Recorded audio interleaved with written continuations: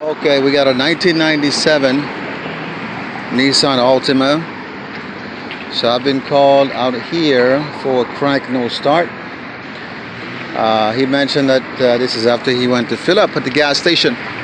So coming down here, I was focused on that, thinking that we might have had a situation where somebody put diesel in it.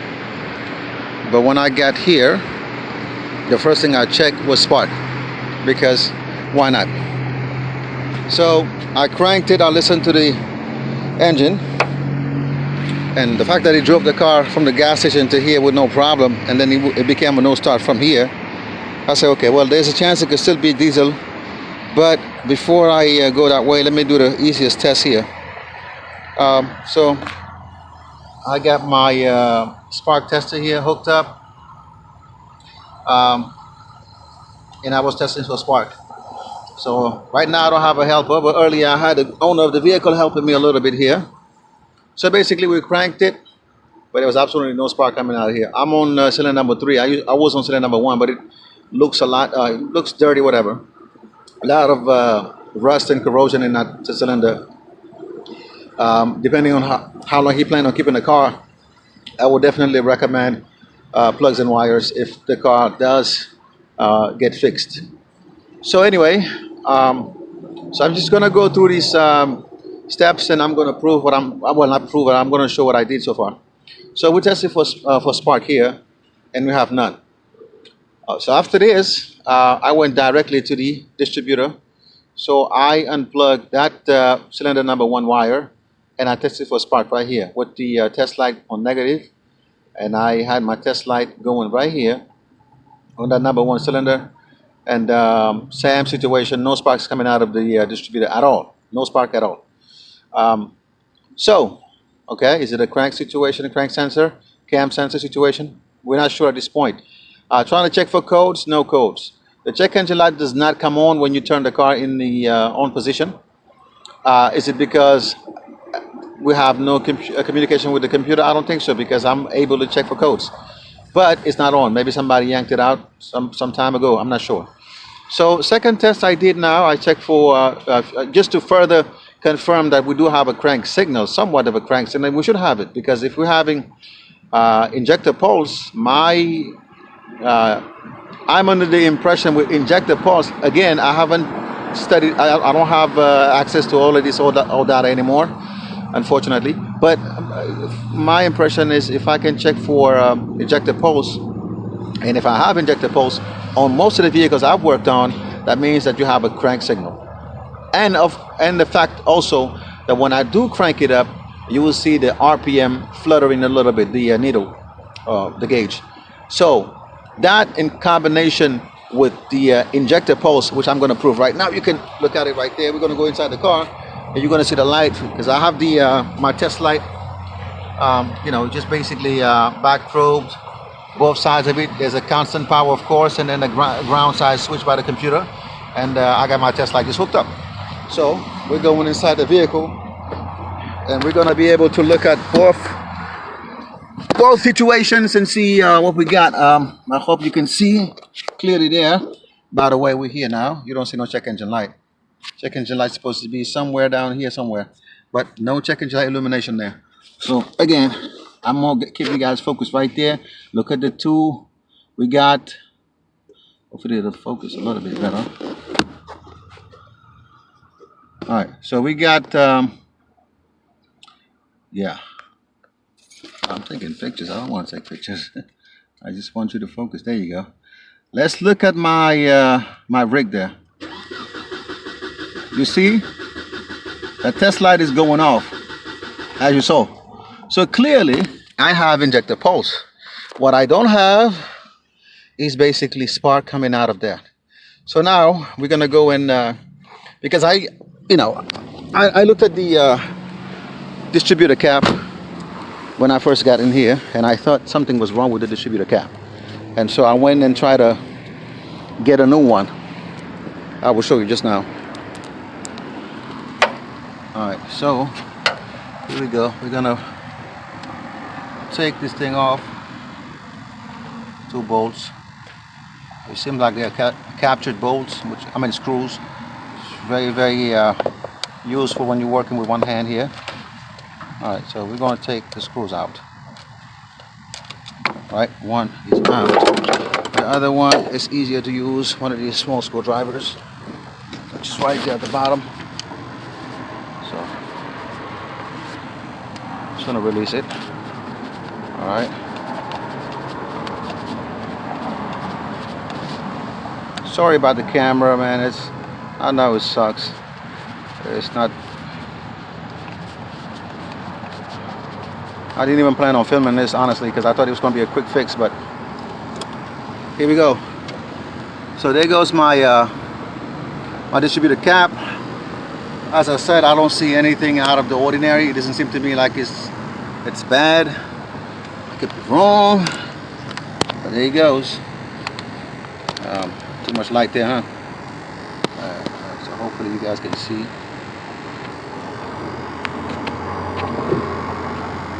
Alright, so that's the distributor cap right there. It's a close-up shot. Like I said, doesn't seem to me like something wrong with it. I check here at the connection here, this connection here. Those two wires at the top, you're going to see that one of them is ground, the other one is power, and I have ground and power. Now I did not check if power is staying on while I'm cranking, which I might actually go ahead and try to test that. So I'm going to back probe. I'm going to back probe the power wire right there, all the way in there. Just going to face it somewhat down there. When I have my test lead, sorry guys, this is chaotic right now. Yeah, the one hand people, I don't know how y'all do it, but yes. Test light, check it, it's working properly, right? Test light is good. So we're gonna go check for the power. Right now my ignition is in on position. As you see, we have power there, right? So I just wanna hold it right there, and I wanna crank it and see if power remains as I'm cranking it. And then we're gonna try to do the same test with ground.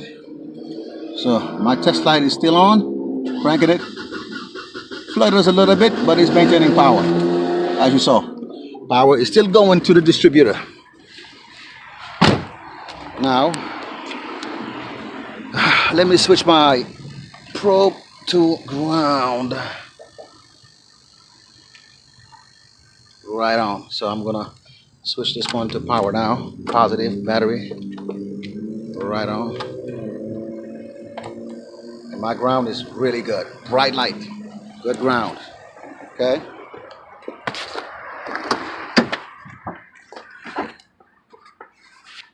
Okay. Let's test the ground again. Strong. Okay. So I'm not losing power on crank. I'm not losing ground on crank. I got injector poles. Okay. So my fuse is okay, I guess. I don't have to worry about now fuse issues. But when it comes at least to the ignition, I can actually smell the fuel right now. But I'm not having ignition going on. So right now, honestly, I'm to the point where I'm like, okay, I'm about to call the distributor. I got the cap, the replacement cap, but I'm just not 100%. The cap is the problem at this point. So I guess one more test I could probably do. Let's go back to ground. Get my test light. Okay. And have my test light. Again, I don't have a second person to do this test, but I would love to be able to put my test light right next to the distributor, right next to the rotor cap. The rotor itself, just to see what's going on. Is the spark coming out the rotor or not? And if I have no spark coming out the rotor, I believe I'm safe calling the distributor. Yeah. Oh, by the way, I did clean the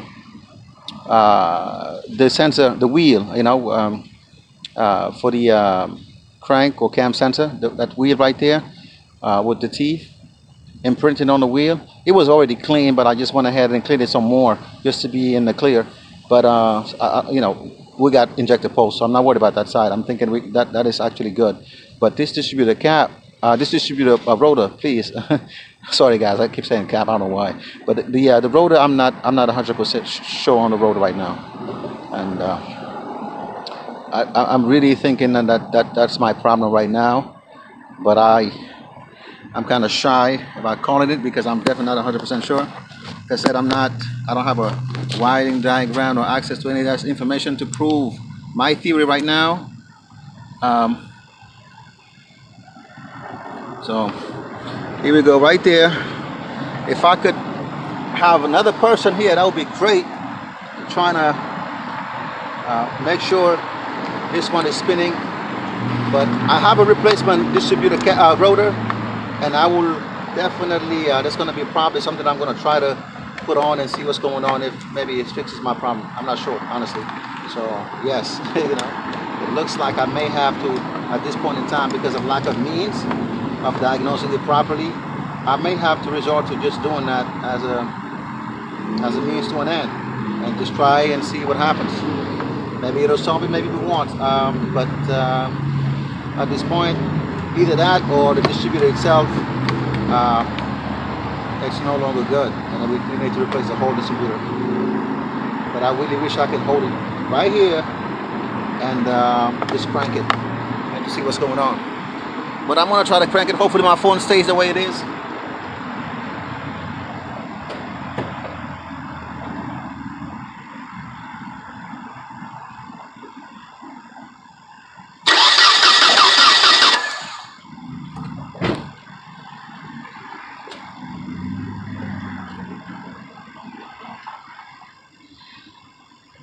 I'm wondering if this is even turning. Honestly, I'm not even sure. So guys, I'm going to stop it here. I'm going to review that footage just to make sure that that is actually spinning. Alright guys, so I reviewed the footage, and of course, just like I thought, we already tested it earlier, but I just want to be 100% sure. So the, yeah, I don't have a timing, you know, snapped off timing belt issue, because the rotor is definitely spinning like it should. So now I'm testing the igniter.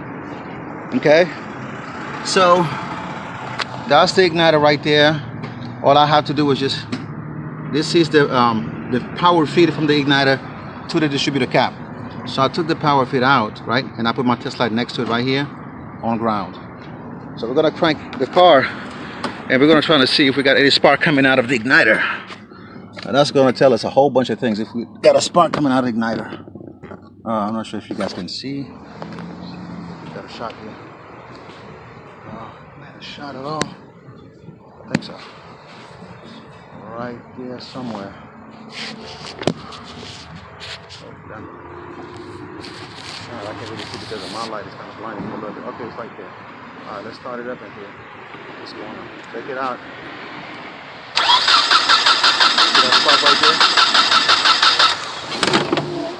So as you saw to the right of your screen, top right of your screen, I have spark coming out of the igniter.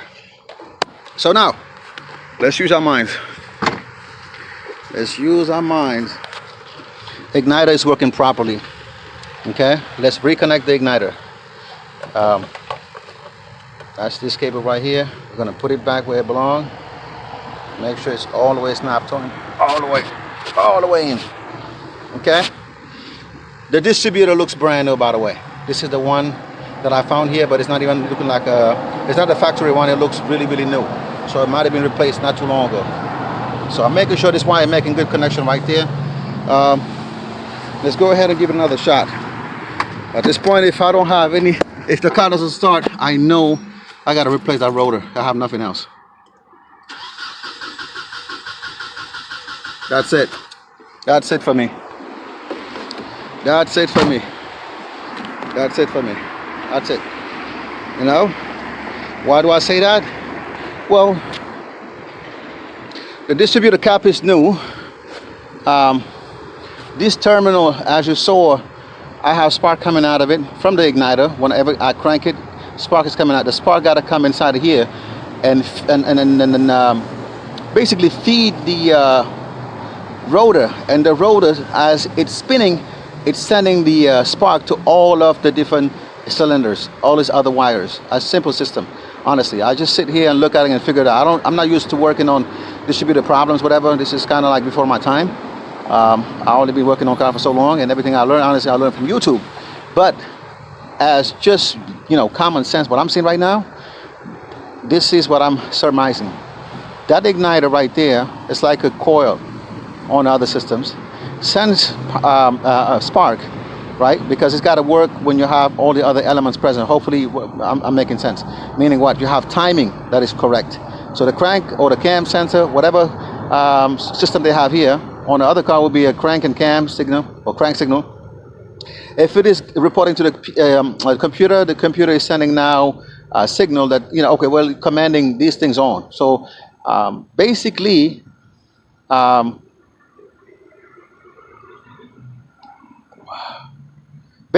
that's happening because we have injector pulse and the igniter is firing properly.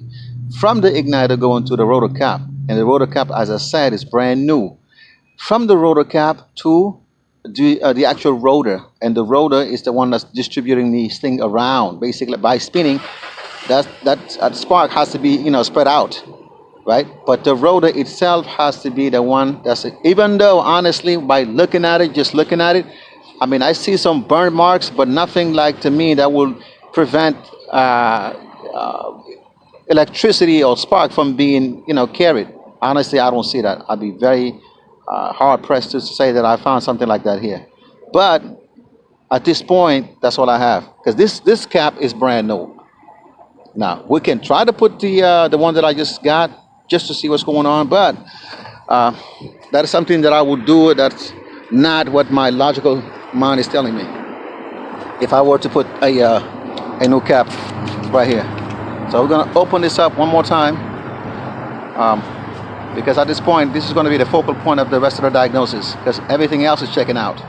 I got fuel, I got spark, but the spark is not getting to where it needs to get to be ignited in the cylinder. Why? That's what I need to get to. And there's only two elements in this. That's going to, one of the two elements is going to be the culprit. So let's go ahead and remove that right there. Hopefully, I'm gonna put it in the light, let you guys see it. Wait for your feedback. Maybe you can advise me.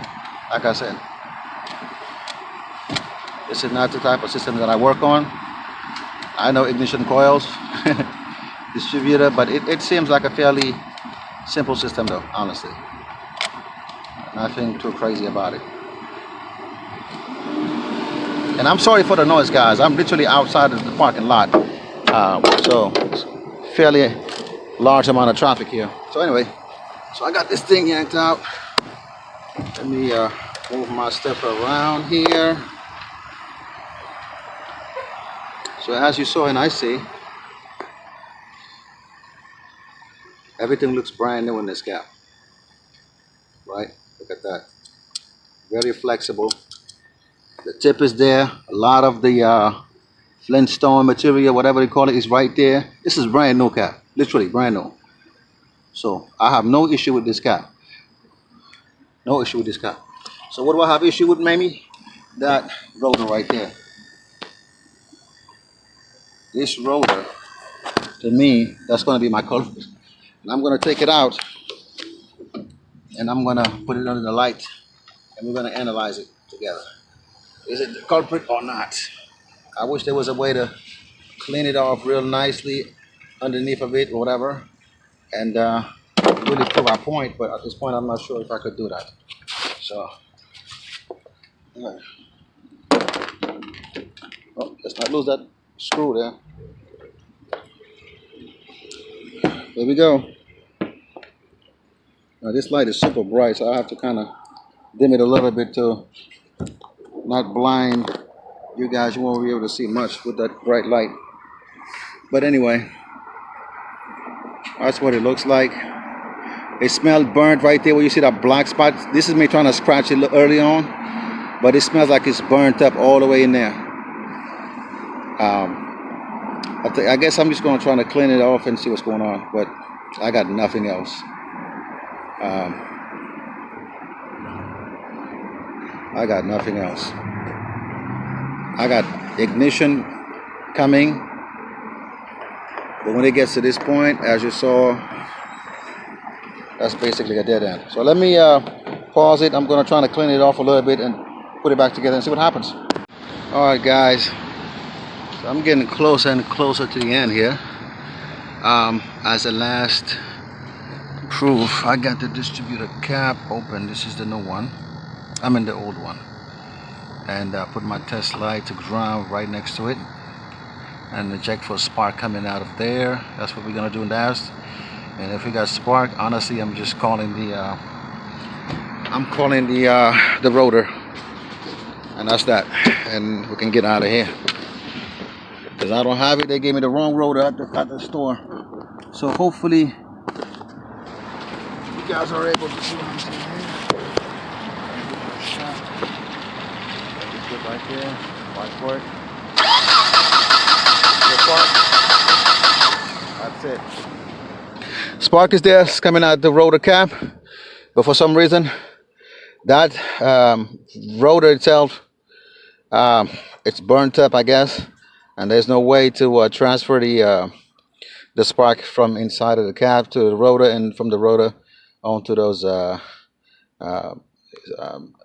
wires. So I think that's the end of my diagnosis. I'm just going to call it a wrap. I'm trying to go to the store, return some of these parts, and trying to source out a rotor cap. I mean a rotor itself for tomorrow, and I'm gonna come in the morning trying to finish this job. Thank you for hanging out with me. Hopefully I can get you a shot once everything is back to normal and firing properly. So just confirm a fix, and hopefully this diagnosing or the process was somewhat logical to you guys, especially I'm talking about the veterans, and hopefully it was not something too boring. All right, guys. All right, so she's running. So our diagnosis was definitely on point. We got her to run. First try, started right up. So, of course, hindsight is 2020. But I want to let me come inside so I can talk to you guys without all of this. What's going on here? Let's see.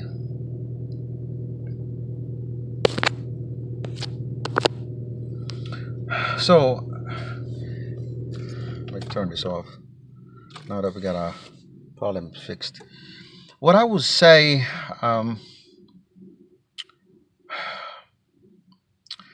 valuable lessons I've learned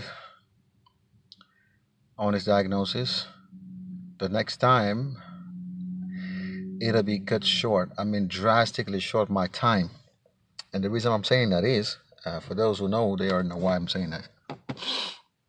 When I came in, as I said, I checked for spark. That's the first thing I checked for, because I was trying to determine, just eliminate that out of the process. If I had spark and the car is not starting, I got fuel issue. Maybe the guy had diesel in the tank. Spark wasn't there. That was his first, basically, curveball. So I went into trying to figure out why I didn't have spark, and I thought it was the distributor cap. Why? Because when I opened it up and I seen to where the posts, in my opinion, supposed to be are completely flat, I thought they were broken, the pieces, but I couldn't find the pieces inside the cup, which was weird. But I ignored it anyway. I went to try to get a distributor cap. Long story short, when the guy pulled out the new cap and I looked at it, I'm like, that look exactly like the one that I left there. So I guess this is the way it's made. So our problem is somewhere else. So I came back here and I went through the diagnostic process as you saw. If I were to do this again in the same scenario, the minute I check spark and I couldn't find spark at the cylinder, the next logical step would be from now on to go on to the igniter itself. That's the logical step I will take the next time. Right from there, I will go straight to the igniter and check for spark right out of the igniter. And if I had spark coming out of the igniter, that's my diagnosis right there. Then I don't have spark from inside of the distributor somewhere. You know, you can go ahead and check the, but the cap is brand new. So like I said, I wouldn't be here checking for all of the, the timing and, pulse of injection, all of these things. It would have been just, it's a waste of time.